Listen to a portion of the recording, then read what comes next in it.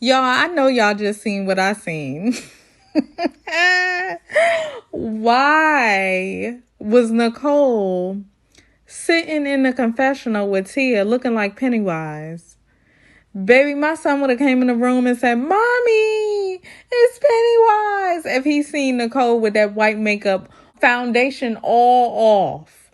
No eyeshadow or nothing. I said, "Baby, what's wrong with her?" Welcome to Leah DTV, where we kiki about reality TV. If you love TV and want to joke and laugh about all the drama you see, hit that subscribe button, baby, and get comfy. Y'all, tonight we are reviewing... I'm sorry. This show just makes me laugh. We are reviewing Love After Lockup, episode I don't know, season I definitely don't know, and... this episode, if I could rate it, I will give it, I ain't even gonna lie, because of the end with her and that foundation, I give it an A-, child. Let's get into it. So we start off, we see Lacey and Shane, right? And here go Lacey. What do you want to know? What do you want to know? Have I been with anyone since Summer's been born? Yeah, that's kind of what he want to know. Shane says that you need to get hooked up to that machine, period. He ain't got time for it. Shane gets mad and walks out. And as he's walking out the door, he's like, this relationship was built on lies. So, that's all it is. We just lie, okay? So Lacey's like, what do you want, Shane? What do you want? And Shane's like, are you stupid? Oh, do you not have a brain? Oh, I was like, that's the ultimate disrespect when somebody is like, are you dumb? Or something like that. Like, whoa. I was like, oh, child, you gonna take that? So he said, yeah, take the test.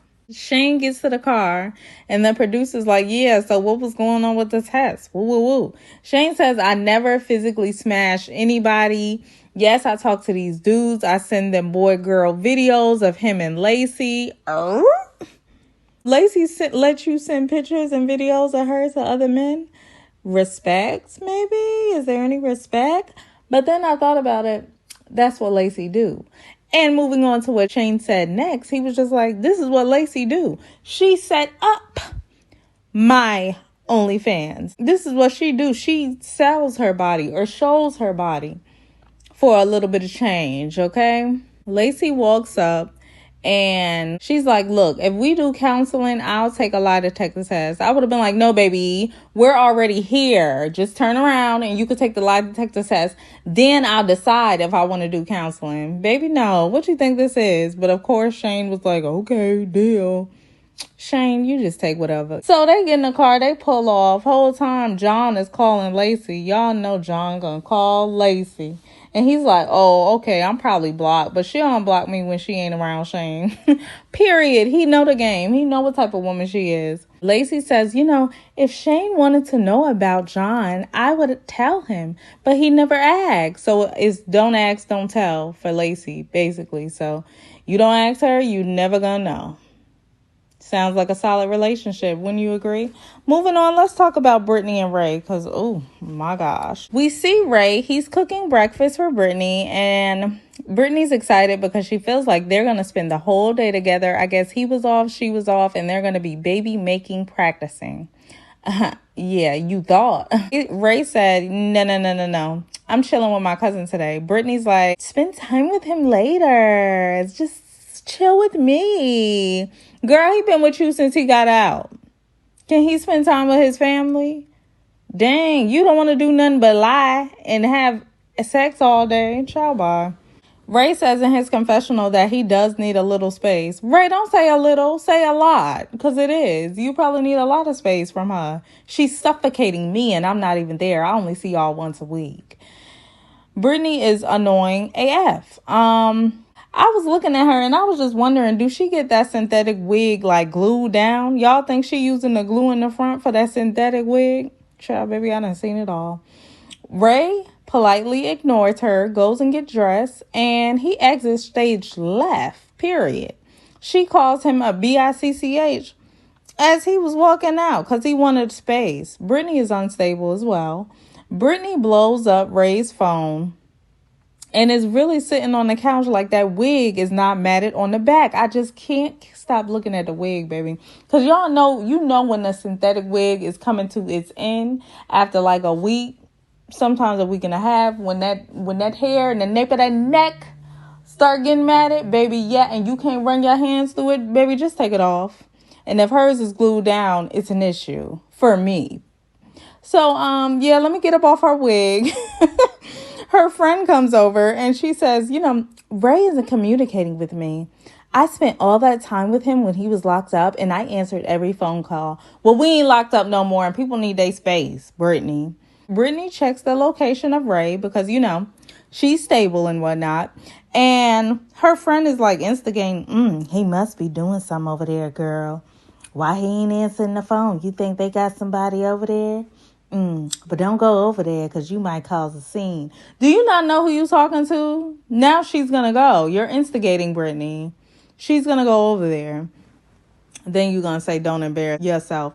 Baby, she ain't worried about being embarrassed. Look at her wig. She's not worried about being embarrassed. Brittany adds at the end, I can only assume Ray's up to no good. Why? Has he done something before? Brittany, seek help.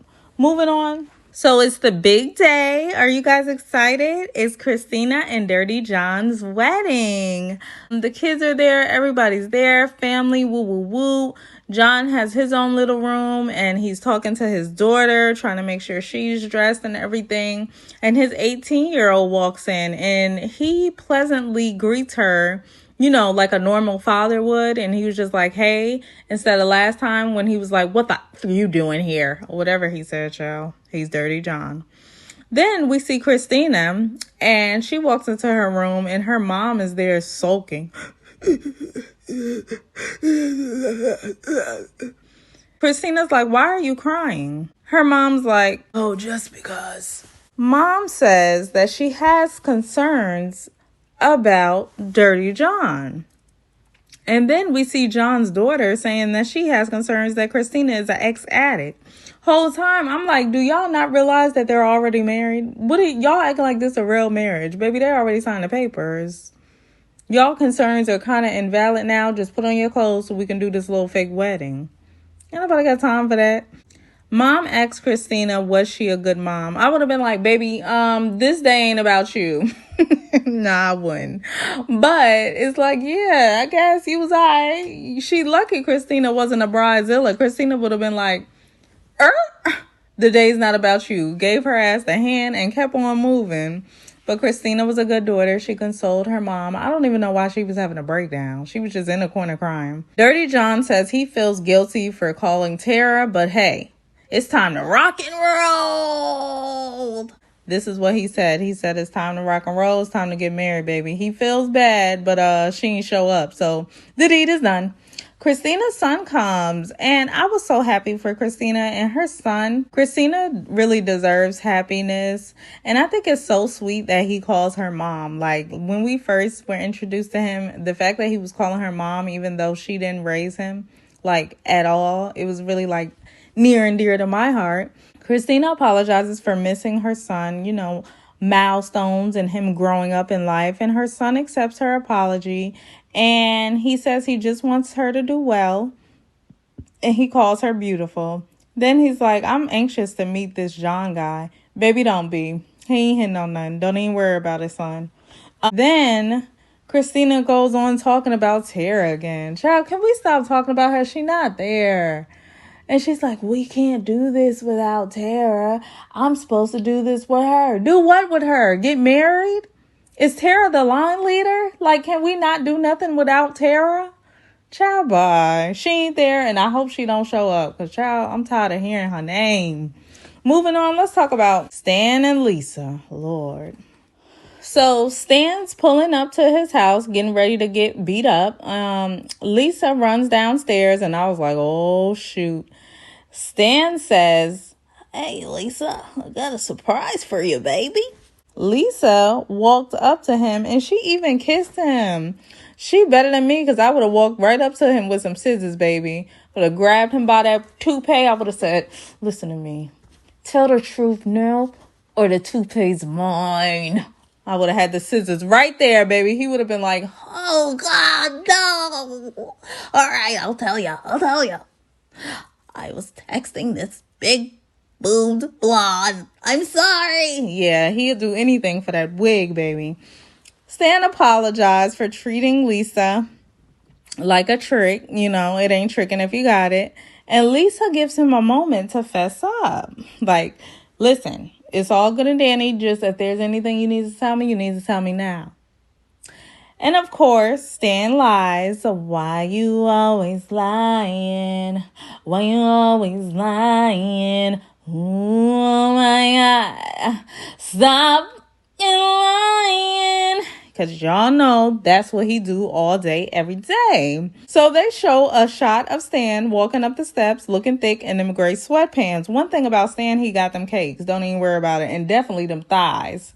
Baby got more cakes than Duck and Hines. Lisa put on her best neon crop top, and she decides to do a little tit for tat with Stan. She tells Stan, you know, I'm going with my friend, a female, and I've known her for years. Stan says, well, you know, I have something planned for you. Lisa's like, oh yeah, what is it? Stan's smart enough to realize that Lisa is digging for something, but he's not quite stupid enough to admit what he thinks she might be digging for. Lisa asks for money, and the millionaire is like, I'm not sure if I got cash on me. Of course he doesn't, y'all. Stan gives her 3 20s and a 10 and says, make it enough. And Lisa pulls off with this chick with some neon pink hair. I was like, baby, is it the day of the neon colors? Where are we going? Bright. Moving on, let's talk about Dante and Nicole. They have made their grand entrance back into this show. So, let's get into it. Nicole said she texted Dante, not even called now, text, and said, me, you, date? And of course he accepted, because what else he got to do? Her and Tia are sitting at this table outside, look like a Mexican restaurant or something, because the drinks look real good, but they had a lot of sour cream on the nachos, and I really didn't appreciate it. So Tia was like, do you have feelings for him, Nicole? Duh, Tia. What do you think? Why you think you sitting there? Tia just do whatever Nicole say. She just follow her around and do whatever, child. Dante says Tia is the dude that took his chick. Well, if that was your chick, then she couldn't be taken. Anyway, Dante says Nicole made a mistake and she's starting to realize it. Then he gets to fantasizing about Tia without her clothes on, and I was highly disgusted. At that point, I was like, he is very much thirsty, and he'll take anything just to get to Nicole. Why? I don't know, but okay. So Dante comes to the restaurant, and he sees them. He sits down, and when he sits down, he's like, well, y'all look nice. Yeah, you thought you was going to get both of them. Child, how embarrassing. Nicole ignores him, and Deontay's like, why am I here? Y'all not even talking to me, so why am I here? Tia says, I mean, you're here to find clarity. You're here because we want to have a poly relationship. This is what she says, right? And Dante's like, well, you look like a guy, so this is going to be kind of weird. Tia says that there's guys that want me just because I look like a guy. Period, Tia. Let him know. If you need a guy, you can get one. Don't get it twisted. Dante says, you know, if you guys want to have a threesome, we could do it here. We could do it there. We can do it anywhere. You know, this is what he says. And Tia's like, wait a minute. That'll never happen. That'll never happen, dude. I don't... Guys, all right? This is Tia. And Nicole's in her confessional like, I just thought Dante could like hang out with us and maybe like give us money. Delusion. That's how you got in the first mess. Nobody's hanging out with you without something in return. So open them legs or leave him alone, because y'all know Dante's ready to smash. It's been too long for him. Child. And then you think both of y'all gonna get some money? Goodbye. Anyway, Dante and Tia get to arguing. They give a bunch of FUs, and he says FUBITC. Ooh, child. And then he says, I'm a Marine. Don't F with me. Baby, what that mean? I'm just trying to figure it out, because you scrawny as they come. Then he says, I know goons, just like you know goons. Okay, Plies in '08. Goons, baby. Nicole and her jaws start to cry because that's what she do best. She says Tia was going to beat up Deontay, or in her words, beat Dante's ass. Baby, what?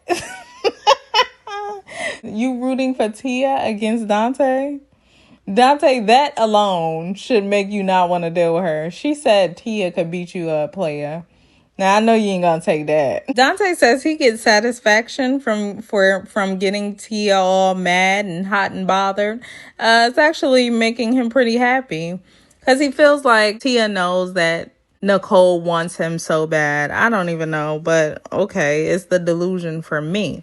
So Nicole gets up and she goes into the restaurants and starts screaming and crying at the same time. And she's like, can you bring 2 shots of Hennessy to the table? The waitress was like, yeah, Jesus, come get out the restaurant with all that fake crying. Nicole is crying because Tia is broke and her money just walked off because Dante got up and started fast-paced walking down at the same location where it looked like they first met. Child, that's the only place y'all know to meet up at in Virginia. So she gets the ball and Tia's like, I don't care what he is. I'm glad he's gone. You know, Nicole's really mad because Tia don't got enough money for her. Then we see Nicole looking like Pennywise in the confessional. Baby, I'll never get over that. I'm about to screenshot it and it might be in this video because I can't get over it. It looked like she just dunked her face in some foundation, came up and said, I need Dante. I'm out of Jordans. You never know. Like, and WeTV, y'all know what you're doing. Stop playing with me. Go ahead and comment what y'all thought of tonight's episode. Baby crazy. If you're not subscribed yet and join the Kiki crew, I'm gonna need you to hit subscribe and make sure your notifications is on, boo. And lastly, go ahead and give me a like if you enjoyed the video. It helps more people see my videos and I would really appreciate it. Until my next review, I'll see you then. Ta-ta.